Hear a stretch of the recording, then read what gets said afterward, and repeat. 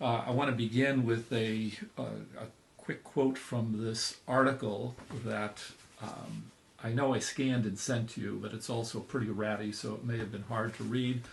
This is a front page uh, feature story in the Hartford Courant, May 7th, 1967, after I was bounced out as editor.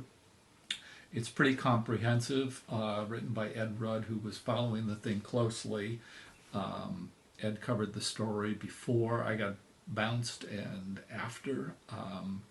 So he was pretty perceptive in spelling this out as a big story, especially at UH where nothing like this had ever been happened before. I just want to quote this one passage from it. But if Riley's newspaper revolution cannot be called his own, the UH revolution certainly is. Never before has one UH student done so much to arouse the sleeping giant of a 2,400 student campus. Said a dean of him before a student gathering after the campus demonstration, quote, considering the circumstances, I think Dan Riley has done more here than Mungo did at Boston University, end quote. I'm referring to that because it's a question for me as well as for anybody else who's interested in this period of time as to why I was the one that made those changes and had that impact on U of H. The truth is, well, it's not the truth. There is a myth that these things come about, that students fall under the spell of leftist professors, or they come out of homes, red diaper babies, where mom and dad were into leftist politics, where student starts reading Marx and decides, okay, this is what I'm going to do to stick it to my culture, my country, etc., etc. None of that was true of me. I came from a very pretty much mainstream working class family from suburban Connecticut. I was the third from my high school to come to UH on what was called a leadership scholarship. Before me was Hubie Santos, who's now and been for a long time a prominent lawyer in Connecticut. After that came Joe Jaworski, who came to UH but left early to go take an assignment at West Point. And then came me, and we all pretty much fit the same profile. Kids from working class families, Catholics, high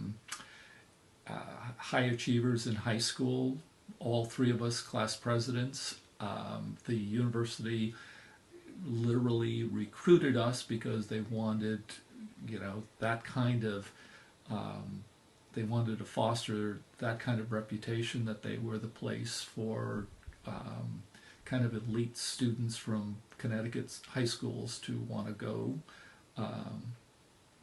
And everything was, my path was pretty clear when I got there. I was not alienated. I was not isolated. I was not an angry young man. I had full scholarship.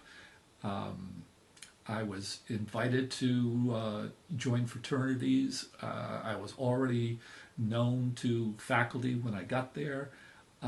So it couldn't have been a more comfortable, welcoming environment. So what happened when I got to the Cauldron was not an acting out of anger or being duped by some professors.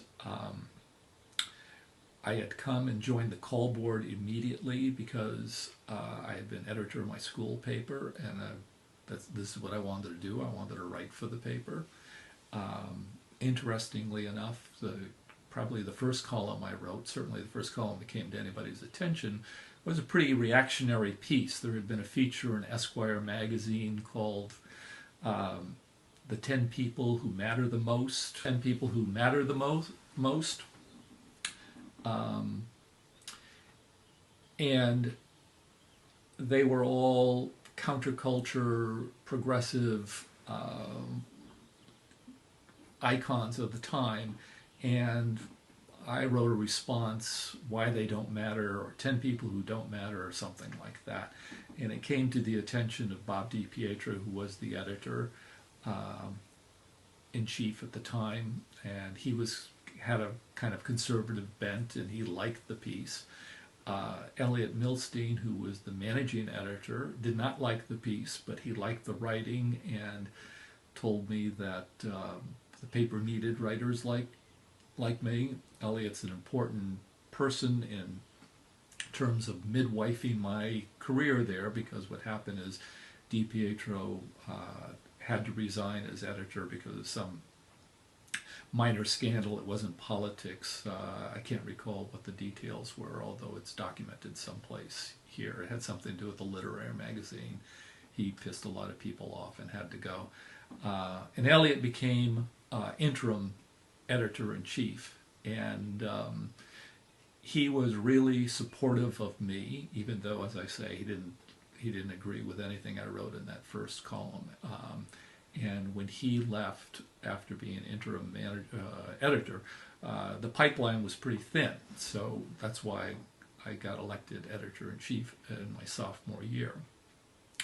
As to why I was the one to make those changes, it was just a matter of time, the right time, the right place, etc., etc.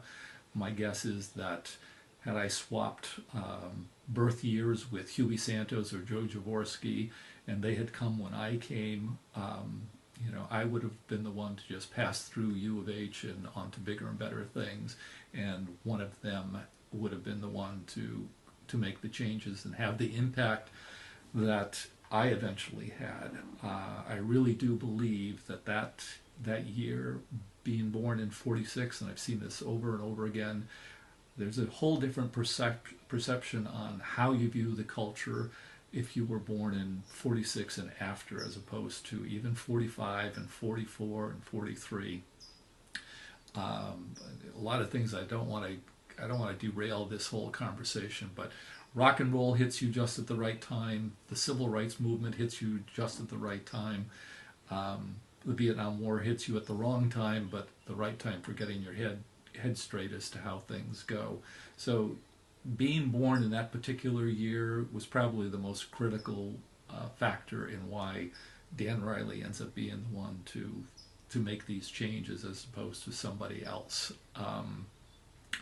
The changes that came about were not influenced, as I say, by any leftist influence of my youth. Those changes all came from my Catholicism and my love and respect for the Constitution and American history, and being raised on all of the American myths that we all were raised on, and having a real sense of what right and wrong is, and then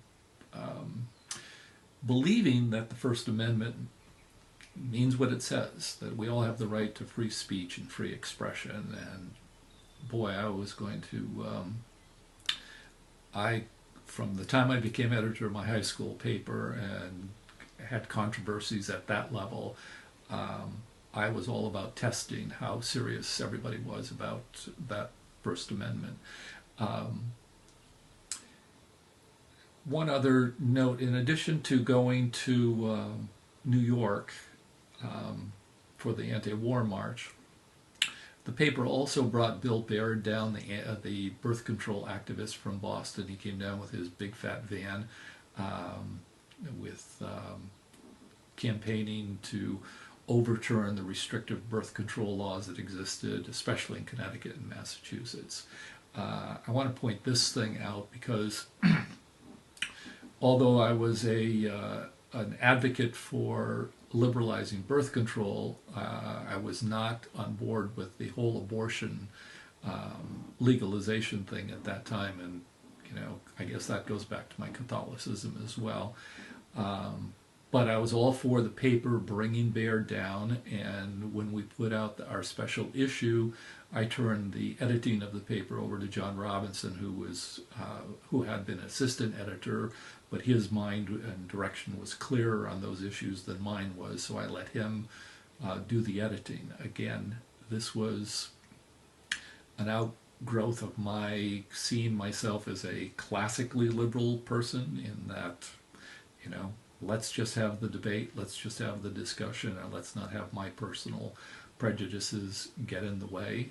Um, and that was the way that's what we wanted that paper to be. We wanted it to be for free thought, free expression, and obviously we tried to do some things visually to make it more aesthetically pleasing and more exciting.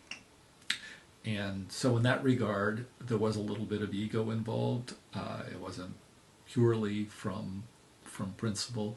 I really did want to shake up the university, and all these years later, I take enormous comfort in the fact that we did. It was also the truth that the call board, the paper I took over, was really unbelievably dull. It was really a chronicle of upcoming events, and it was a mouthpiece for the fraternities. I rejected joining a fraternity, even though the offers were there, because I was appalled by the whole rush week kind of thing. It was beyond me how anybody with any sense of dignity could put themselves through what the humiliation that these guys put themselves through to warrant being called a brother by some of these people. At first, the relationship between me, the paper, and the fraternities was kind of a friendly rivalry, but it got worse over time, and it eventually was the thing that cost me the paper. But we did some other things. We did some other things rather than other than just poking at the fraternities. We raised money to go to the march in New York, the anti-war march. We put on the play McBird to do that. We sold posters. So we saw the paper as not simply a newspaper, but a real center for campus activism. And although that was unsettling for some people in the administration, and they were getting calls from donors and alumni about, oh my God, you know, is Berkeley happening here, which was very unsettling. You know, we even had our peers over at the University of Connecticut condemning us as going down that path. Ultimately, it was inside campus politics that was our final undoing. Two characters worth mentioning here are Ed Butler and Al Tridell. Butler was actually, well, they were both friends of mine for a couple of years. Butler was an especially close friend, and Ed's ambitions took him in some strange directions. He decided to challenge Tridell for president of SFA at one point. Tridell sought me out for my support. I gave it to him because by that point I was souring on Butler because he was just his ambitions were becoming pretty naked, and I saw that it was really, he was a fraternity guy, and although he had told me many times how he hated the fraternity, it was clear what he was doing was acting as a front man for the fraternities, for trying to reassert their hold on the campus. The irony is that after Tridell warded off that attack on his position, Butler then came after me for the paper. And Tridell was a backroom operator, a precocious college politician. He was classic in terms of saying one thing to one person, another thing to another person.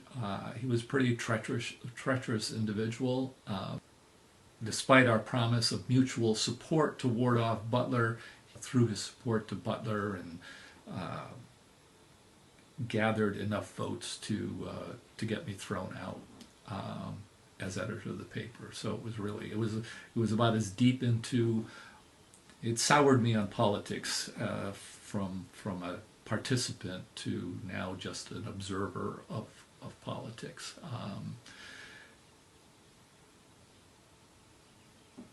I Butler then took over the paper, and Butler's heart wasn't into becoming a complete reactionary. He was too intelligent for that. He was going to try to please his constituents in the administration and in the fraternity, so he made it much friendlier toward them.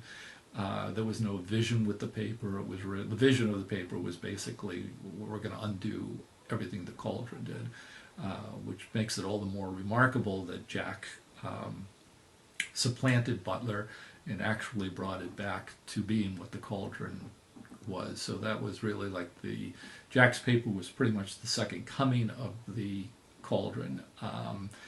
And I wasn't completely aware of everything because I was really trying to deal with my own future and where I was going to be and whether I was going to stay at the paper. So until you introduced all of this and started sending me copies of Jack's papers, I completely blanked out on what was going on there. I was even surprised to see that I wrote for Jack's paper at one point, and that we were literally on the same page at that point and became allies in the end. That was a nice reminder that's come out of this whole project.